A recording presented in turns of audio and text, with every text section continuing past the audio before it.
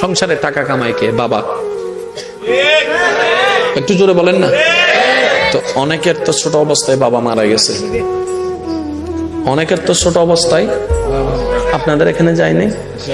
আমরা জানি কামানেওয়ালা বাবা হয়, তো বাবা তো মারা গেছে, ছোট বাচ্চা কই?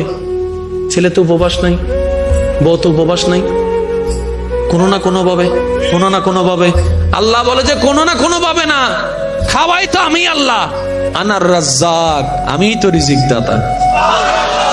ও বান্দা, তুই খাওয়া নিয়ে এত টেনশন করস কেন? তুই যখন মায়ের পেটে ছিলি আমি রবি তো তোরে খাওয়াইছি। ও বান্দা, তুই যখন মায়ের পেটে ছিলি আমি রবে তোকে যত্ন নিয়েছি। তোর চোখ আমি একসাথে দিই নাই, চোখ দিয়েছি, কান দিয়েছি, নাক দিয়েছি, ঠোঁট দিয়েছি, দাঁত দিয়েছি, আবার দিয়ে এমন করে দিই নাই, ঠোঁটটাকে যতটুক দরকার ঠোঁট অতটুক দিয়েছি, নাকটাকে যতটুক দরকার অতটুক দিয়েছি, চোখটাকে যতটুক দরকার ততটুক দিয়েছি। বান্দা, যেভাবে দুনিয়াতে আসলে তোকে দেখে সবাই কপালে মুখে চুমে দিবে আদর করে, ঠিক ওই গঠনটা আমি রব দিয়েছি। আর তোর দেহের একটা নিঃশ্বাসকে আমি আল্লাহ এক সেকেন্ডের জন্য বন্ধ হতে দিই নাই।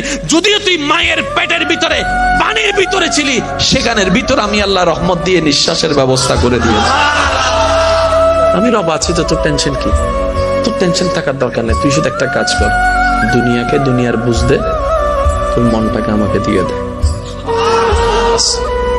দুনিয়াকে দুনিয়ার বুঝ দে, মনটাকে আমাকে দিয়ে দে। এবার বলেন, ডেলি কয় ঘন্টা? 24 ঘন্টা। 24 ঘন্টায় কয় ওয়াক্ত নামাজ? 5 ওয়াক্ত। ফজরের নামাজ কয় রাকাত? 4 রাকাত। এই 4 রাকাত পড়তে বেশি থেকে বেশি কয় মিনিট লাগবে? 10 মিনিট। আপনি যদি 5 ওয়াক্ত নামাজের হিসাব ধরেন, ধরলাম 2 ঘন্টা। কয় ঘন্টা? তাহলে 24 ঘন্টা থেকে আমরা যদি 2 ঘন্টা মাইনাস দিই, বাকি থাকে কয় ঘন্টা? 22 ঘন্টা। এবার 22 ঘন্টার ভিতরে আমাদের ঘুম কয় ঘন্টা? 6 ঘন্টা, 7 ঘন্টা, 8 ঘন্টা, যে কোনো ধরেন না। এবার আল্লাহ যদি বলতেন 24 ঘন্টা আমার ইবাদত কর, সংসার চালাইতাম কেমনে? ইনকাম করতাম কেমনে? চাকরি করতাম কেমনে? বসরে বুঝ দিতাম কেমনে? ব্যবসা করতাম কেমনে? ক্রেতার সাথে কথা বলতাম কেমনে? জিনিস কিনতাম কিভাবে? আমাদের জীবনটা একদম গোছানো থাকতো না, অগোছালো হয়ে যেত। রব বলছে, বান্দারে 24টা ঘন্টার মধ্যে 2টা ঘন্টা আমাকে দে।